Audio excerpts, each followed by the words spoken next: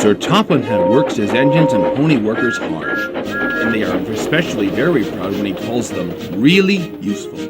One day, Edward and Applejack were feeling very excited. I'm going to the scrapyard today, Thomas. What? Already? But you're not even that old. Wow, funny. I'm kidding. But be careful, Edward. Thank you, Thomas. I will.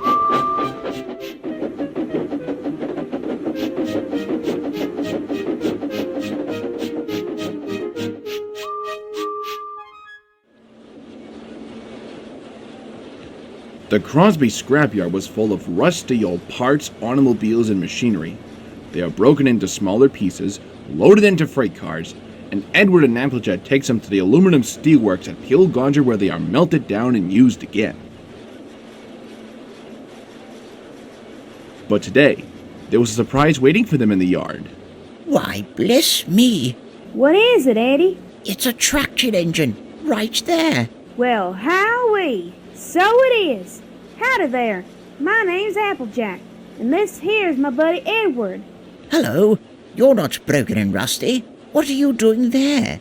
I'm Trevor. They're going to break me up next week. What a shame. That's just a dang shocker. My driver says I only need some paint, some brasso, and oil to be as good as new. But it's no good. My master doesn't want me. I suppose it's because I'm old-fashioned. Edward snorted indignantly. People say I'm old-fashioned, but I don't care. Sir Topham says I'm a useful engine. My driver says I'm useful too. I sometimes feel ill, but I don't give up like those tractors. I just struggle on and finish the job. I've never broken down in my life. Wowee. Sounds to me like you're a hard worker like us. What work did you do? My master would send us from farm to farm. We threshed the corn, hauled logs, sawed timber, and did other kinds of work. We made friends at all the farms and saw them every year. The children loved to see us come. They followed us in crowds and watched us all day long. My driver would sometimes give them rides. Oh yes, I like children. With their cars freshly loaded, Edward and Applejack set off for the steelworks. Broken up, what a shame. Broken up, what a shame. I must help Trevor, I must. I know. What can we do? They then thought of the people they know who liked engines, but strangely, none of them would have room for a traction engine at home in their backyards. It's a shame, it's a shame.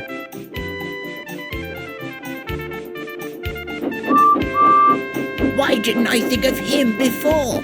What is it? Look! And there, waiting on the platform, was their old friend, the Vicar of Crosby. Morning, all. You look upset. What's the matter, Charlie?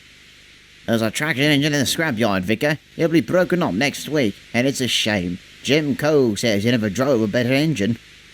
Do save him, sir. You've got room, sir. Oh, yes, Edward. I've got room, but I don't need a traction engine.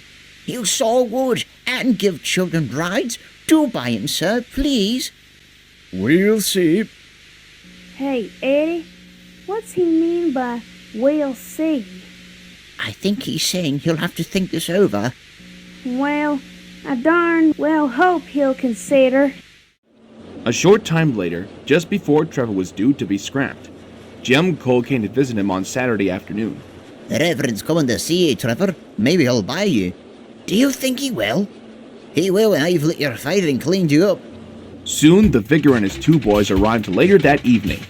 Trevor was blowing off steam because he hadn't felt so happy in months as he chuffed happily around the yard. Now I'll try. Show your paces, Trevor.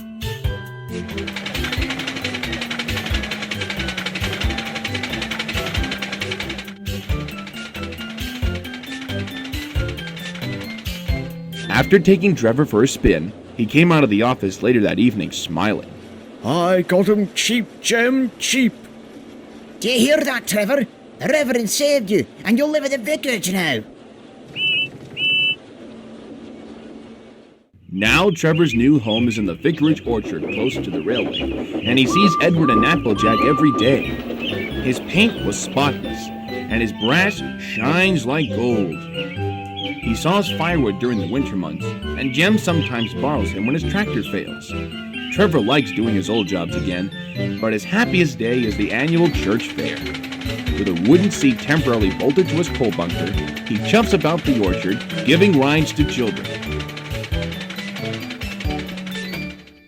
Long afterwards, you will see him shutting his eyes, remembering. Thank you, Edward.